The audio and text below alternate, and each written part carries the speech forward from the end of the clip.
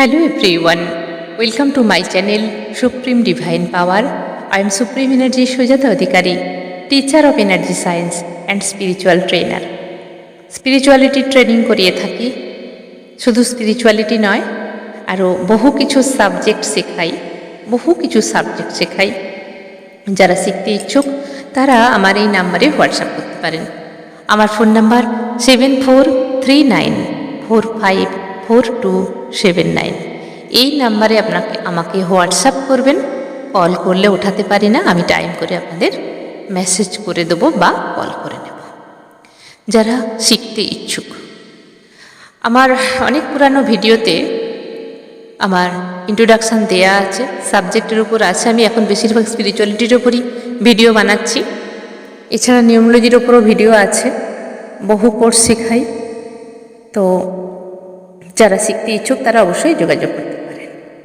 আজকে যে টপিকটা নিয়ে আলোচনা করব সেটা আমার একজন সাবস্ক্রাইব ফ্রেন্ডস কমেন্ট করেছিলেন যে গুরু কতটা শক্তি আছে, কিভাবে বুঝব ঠিক গুরু কি না।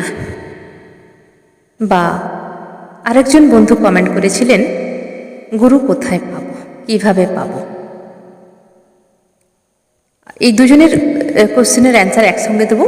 আর যিনি কমেন্ট করেছিলেন যে গুরু কোথায় পাবো, কিভাবে পাবো, আর একজন কমেন্ট করেছিলেন কিভাবে জানবো এই দুনিয়ায় সত্যিকারের গুরু, তার পাওয়ার আছে কি না, কীভাবে বুঝব। প্রথমে জানাই ফ্রেন্ডস, তোমাদের অনেক ধন্যবাদ এরকম কোশ্চেন করার জন্য। জানতে ইচ্ছা, তার নাম জিজ্ঞাসা। যখন কারোর জানার ইচ্ছা থাকে, তার কৌতূহলও থাকে এবং তার শেখার আগ্রহটাও থাকে, আমি মনে করি সেজন্য অসংখ্য ধন্যবাদ দিচ্ছি।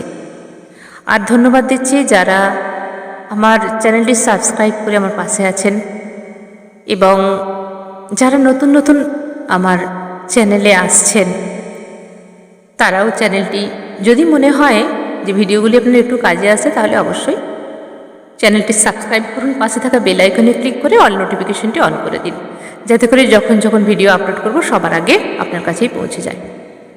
আর হ্যাঁ, একটা লাইক করুন যদি ভালো লেগে থাকে।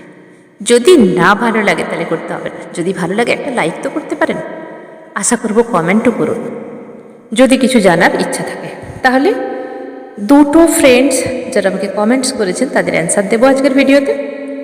প্রথমত বলি ফ্রেন্ডস, যদি কোনো শিষ্য গুরুর কাছে প্রথম আসে, তাহলে শিষ্যর জানার অধিকার আছে, কিন্তু শক্তি নেই যে গুরুর কতটা শক্তি আছে। আপনি বলেছেন গুরুর কতটা শক্তি আছে আমরা জানবো কেমন করে, বা গুরুর সেই রকম পাওয়ার আছে কিনা কিভাবে জানবো। কখনোই একজন স্টুডেন্ট, কখনোই একজন সাধক যিনি সবে এসেছেন, গুরুর শক্তি জানার মতো ক্ষমতা নেই তাদের। কারণ এটুকু জানেন হয়তো। তবুও আপনার কোশ্চেনটা কি আমি বুঝতে পেরেছি, যে এই দুনিয়ায় আমি কেমন করে সত্যিকারের যার কাছে যেই শক্তি আছে তাকে পাবো কেমন করে, আমি বুঝতে পেরেছি। কিন্তু কোশ্চেন অনুযায়ী আমাকে অ্যান্সার দিতে হলে বলতে হবে যে স্টুডেন্ট বা শিষ্য কখনোই জানতে পারে না যে আমার গুরুর কতটা শক্তি আছে। কিছুটা ফিল করতে পারে, পুরোটা বুঝতে পারে না যে আমার গুরুর কতটা শক্তি আছে।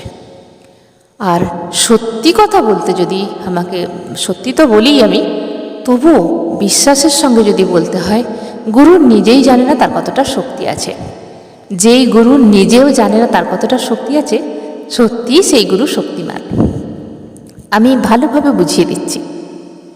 এই যে শক্তি গুরুদের কাছে থাকে, যেমন আমি যখন ট্রেনিং করাই বা এই যে আমি ভিডিও করছি, আমি সুজাতা অধিকারী, এটা আমার বডির দেওয়ার নাম, তাই না?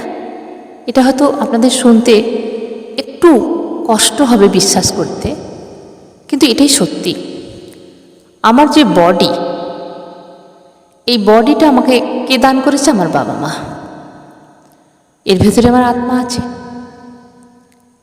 নামটা কে দিয়েছে? আমার পেরেন্টস, সুজাতা অধিকারী। আমি টাইটেলটা পেয়েছি, আমার পরিচয় কি? বডির পরিচয় হচ্ছে সুপ্রিম এনার্জি সুজাতা অধিকারী। সুজাতা অধিকারীটা হচ্ছে আমার পরিচয়, বডির পরিচয়। সুপ্রিম এনার্জিটা কিন্তু নয়। আমার পরমাত্মা আমাকে যেখানে পাঠিয়েছেন সেটাই হলো সুপ্রিম এনার্জি, আমার ভেতরে যেটা আছে। আমি ভিডিওতে বারবার বলি সুপ্রিম এনার্জি সুজাতা অধিকারী।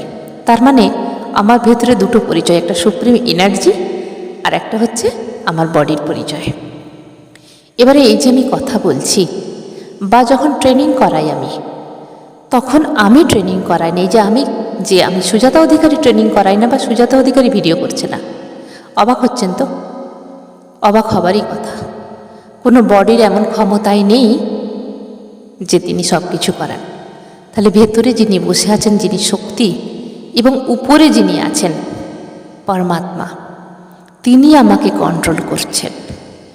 আমার মধ্যে যতটুকুই শক্তি থাক, যতটুকুই আমার হিলিং করার ক্ষমতা থাক, যতটুকুই আমি শিখেছি, যতটুকুই আমার কাছে পাওয়ার থাক, চাইছে যে যেমনই থাক, সেটা সম্পূর্ণ পরমাত্মার দান। অনেস্টির সঙ্গে যদি আমি কাজ করতে থাকি, তাহলে পরমাত্মা আমাকে ধীরে ধীরে ধীরে ধীরে পাওয়ার বাড়াবেন। আর যখন আমি ডিসঅনেস্টির সঙ্গে কাজ করব, তখন এই পাওয়ার একটা সেকেন্ড যাবে না এই পাওয়ার কেড়ে নিতে। এটাই সত্যি। এটা কতটা আপনারা বুঝতে পারবেন বা নিতে পারবেন আমি জানি না, তবে আমার ট্রেনিংয়ের মাধ্যমে এগুলো শেখানো হয়। অ্যাকচুয়ালি আমাদের ভেতরে যে শক্তি আছে সেটা কি আমার হাতের কন্ট্রোলে আছে? যদি এক্ষুনি আমার টাইম আপ হয়ে যায় তাহলে আমাকে চলে যেতে হবে, তাহলে পড়ে থাকবে কি? বডি। ভেতরে কি আছে? প্রথমে থাকে জীবাত্মা, একদম প্রথমে থাকে পরমাত্মা। যখন বাচ্চা হয়, বাচ্চার ভেতরে থাকে পরমাত্মা, ধীরে ধীরে জীবাত্মায় পরিণত হয়। সেই জীবাত্মা একদিন মারা যায়, কিন্তু সেই জীবাত্মাকে যদি পরমাত্মায় পরিণত করা যায়, তাহলে পরমাত্মার সঙ্গে কানেক্টেড ভীষণ ইজি। তাহলে কতটা শক্তি আছে একজন সত্যিকারের গুরু সে নিজেও জানেন যে আমার ভেতরে কতটা পাওয়ার আছে। সে কি জানে? যিনি দিয়ে রেখেছেন তিনি জানেন, যিনি শক্তি দিয়েছেন তিনি জানেন। তবেই সে সত্যিকারের গুরু হয়। গুরুর আসনে বসতে গেলে গুরুর যে কতটা পাওয়ার গুরু নিজেও জানবে না, বা গুরু সেটাকে নিয়ে কখনোই আলোচনা করবে না যে আমার কাছে এই পাওয়ার আছে, এত পাওয়ার আছে, আমি এই করতে পারি, ওই করতে পারি। তাহলে কি হবে? অহংকার আসবে। আর ইউনিভার্স কখনোই চায় না যে তার যে সন্তান অহংকার করুক। ইউনিভার্স প্রত্যেকটা গুরুকে তার পাওয়ার হাউস বানিয়ে রেখেছেন। প্রত্যেকটা গুরু এক একটা পাওয়ার হাউস। গুরু কি করেন? যারা অন্ধকারে এখনো ঘুমিয়ে আছেন, যারা এখনো জাগেননি যে আত্মারা, তাদেরকে জাগৃত করেন। যেমন ধরুন, যারা এখন আমার এই ভিডিওটি দেখছেন বা শুনছেন, এই যে কথাগুলো শুনছেন, আপনাদের আত্মজাগৃত হচ্ছে। এবং যারা আমার কাছ থেকে ট্রেনিং করছেন, তাদের আত্মাকে জাগরণ করা হচ্ছে ইউনিভার্স দ্বারা, আমার এই বডি দ্বারা। ইউনিভার্স কী করছে? সেই শক্তি আমার ভেতরে দিয়ে, আমার বডিকে দিয়ে কাজ করছে। কারণ পরমাত্মা সরাসরি এসে তো কাজ করবে না, কোনো মানুষের দ্বারাই কাজ করবে। তাহলে চ্যানেলাইজড হচ্ছে, এনার্জি কী হচ্ছে? চ্যানেলাইজড হচ্ছে। এই দেহকে সেইভাবেই তৈরি করেছেন ইউনিভার্স। গুরু কৃপাতে গুরু একটু একটু করে জ্ঞান দান করে বহু প্রসেসিংয়ের মাধ্যমে চ্যানেল করা হয়েছে। ইউনিভার্সাল থ্রু এনার্জি এসে মানুষের কাছে গিয়ে মানুষকে জাগৃত করছে। তাহলে বন্ধু, আপনি জিজ্ঞাসা করেছেন গুরুর সত্যিকারের কতটা পাওয়ার আছে জানবো কি করে? কখনোই জানতে পারবে না ভাই। কারণ সত্যিকারের গুরুতে সে নিজেও জানেন যে তার কাছে কতটা পাওয়ার আছে। পাওয়ার শুধুমাত্র উপরওয়ালার, মালিকের, যে ধর্মেই আপনি হন তার। তিনি যদি মনে করেন এক সেকেন্ডেই পাওয়ার কেড়ে নেবে, কেড়ে নিতে পারেন, তখন আর কোনো শক্তিই কাজ করবে না। তাহলে আপনার কোশ্চেনটাও ভুল নয়, আপনার মতো করে আপনি বলেছেন। আপনার কোশ্চেনের অ্যান্সার আমি দিয়ে দিচ্ছি।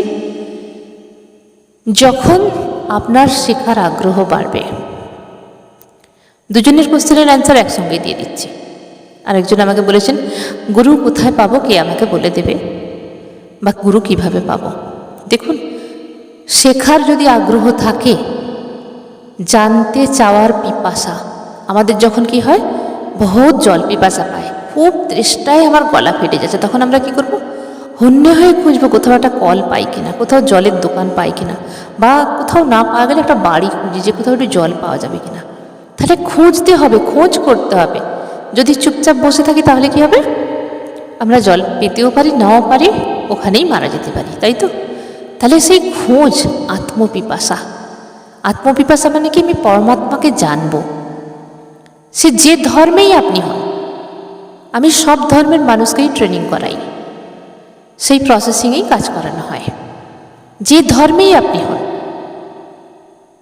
যদি ভেতর থেকে, অন্তর থেকে, আত্মা থেকে সেই চাওয়া থাকে যে আমি এটা জানতে চাই, ভেতরটা খাঁ খাঁ করবে। তৃষ্ণায় গলা যেমনি আমাদের ফেটে যায়, ঠিক সেইভাবে আমাদের পিপাসা বাড়তে থাকবে। কোথায় গেলে পাবো? কোথায় গেলে পাবো? কি করে জানবো? আমাকে কে এগুলো জানাবে? কে আমার ভেতরে সেই আত্মজাগরণ করাবে? কে আমার ভেতরে সেই লাইট জ্বালাবে? আমি বলে থাকি, একজন শিষ্য যখন হন্যে হয়ে খোঁজে, ভেতরে অন্ধকারে ছটফট করতে থাকে, গুরু এসে তার ভেতরে সেই প্রদীপ জ্বালিয়ে দেয়। কারণ শিষ্য নিজে একটা প্রদীপ বা মোমবাতি, গুরু হলো সেই লাইট। গুরু ছাড়া আলো জ্বলে না, তাই গুরু কী করে? সেই শিষ্যর ভেতরে যে প্রদীপ, সেটা জ্বালিয়ে দেয় বা মোমবাতিটা জ্বালিয়ে দেয়। শিষ্যর ভেতরের অন্ধকার ধীরে ধীরে দূর হয়। শিষ্যর একার ক্ষমতাই থাকে না সেই লাইট জ্বালাবার, গুরু ছাড়াই কাজ হয় না। তাই যদি আপনার ভেতরের পিপাসা হয়, আত্মপিপাসা বলা হয় কি, যখন আত্মপিপাসা হবে তখন ইউনিভার্স বা ঈশ্বর, আল্লাহ, গড, বা আপনি যেই ধর্মকে বিশ্বাস করেন, যেই ঈশ্বরকেই মানেন, তিনি আপনার জন্য গুরু সিলেক্ট করে দেবেন।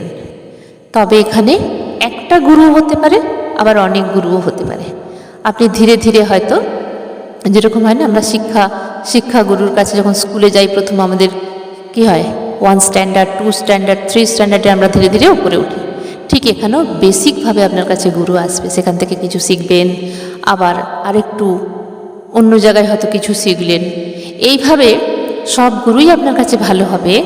কিন্তু যখন দেখবেন একটা গুরুর কাছে এসেছেন, আপনি কি চাইছেন আপনি নিজে জানেন না, গুরু হয়তো এমন কিছু শিক্ষা দিচ্ছে, আপনার ভেতরে সেই পিপাসাটা ধীরে ধীরে মিটছে, শীতল হচ্ছে আত্মা, শান্ত হচ্ছে মন।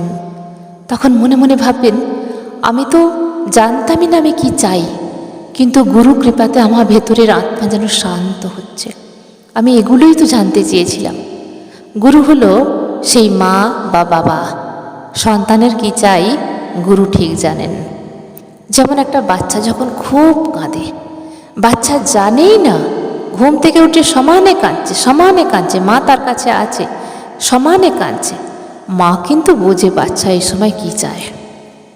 কোনো বাচ্চা ঘুম থেকে উঠে 2টো বিস্কুট ধরিয়ে দিলে চুপ হয়ে যায়, কেউ হয়তো একটা মিষ্টি পছন্দ করে, কেউ হয়তো একটু উঠে টিভি দেখতে পছন্দ করে, কেউ বা কোলে উঠে একটু ঘুরতে পছন্দ করে, কেউ বা মায়ের আদর খেতে ভালোবাসে। তো মায়ের সব কিছু জানা থাকে যে আমার বাচ্চা কেন কাঁদছে, এবং যেটা ছাড়া সে শান্ত হবে না, অন্যগুলো দিলেই সে ফেলে দেয়।